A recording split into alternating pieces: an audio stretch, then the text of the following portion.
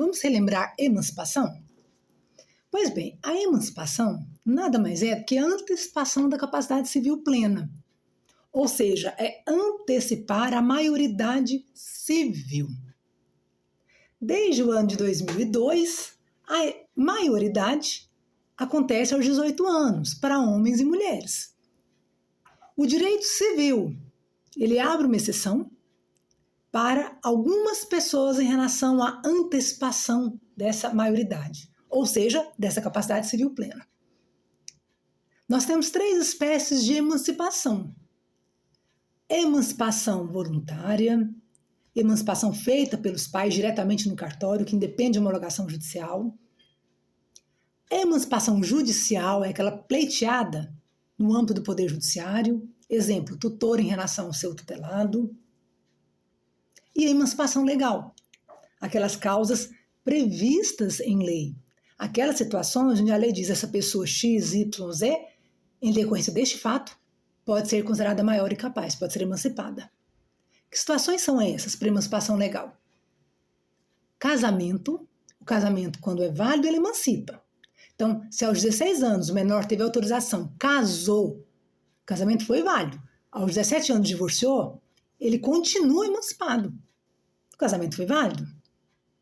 Para que ele case aos 16 ou 17 anos, ele precisa de autorização dos pais ou responsável legal. Casou, casamento tem validade, emancipou. Se aos 17 divorciou, continua sendo pessoa maior e capaz, emancipada em decorrência do casamento, que mesmo com o divórcio, ele foi válido, o casamento válido. Colação de grau no IES, colação de grau numa instituição de ensino superior. Pessoas que não têm 18 anos, né? Nós falamos aí popularmente os gênios, os QI elevados, os superdotados, essas pessoas que têm essa capacidade considerável, quando elas colam grau, quando elas formam uma instituição de ensino superior aos 17, 16 anos de idade, elas são consideradas emancipadas. Se o menor aos 16 anos possui renda ou economia própria, desde que ele consiga se sustentar, se manter com essa renda ou economia própria.